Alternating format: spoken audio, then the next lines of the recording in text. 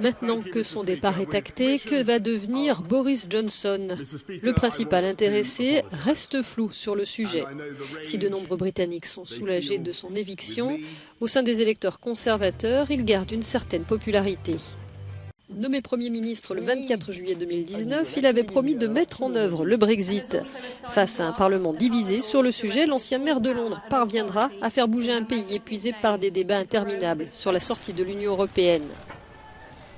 Les élections anticipées de décembre 2019 lui donneront même une majorité absolue à la Chambre des communes.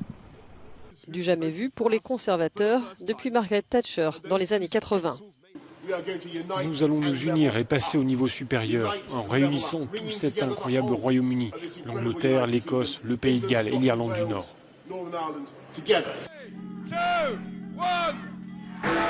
6 semaines plus tard, le 31 janvier 2020, il conclut un accord avec Bruxelles. Le Royaume-Uni sort de l'Union européenne et débute sa période de transition sur fond de négociations commerciales. Quelques mois passent avant que ne débute en mars la pandémie de Covid-19. Boris Johnson attrape le virus dès la fin du mois. Le gouvernement est mal préparé et le bilan humain sera l'un des plus lourds d'Europe.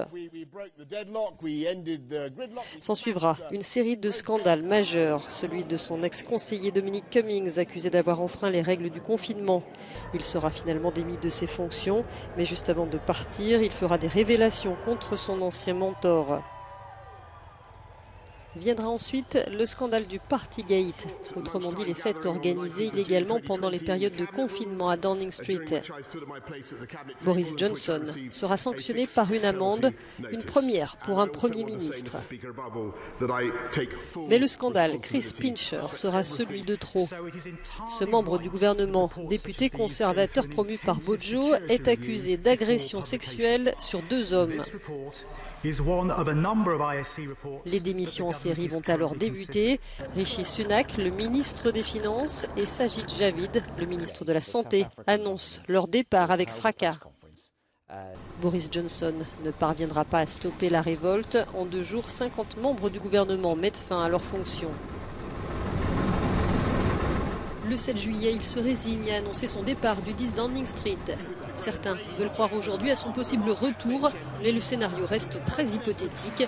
En attendant, il devra s'expliquer devant une commission d'enquête parlementaire dans le cadre du Partygate.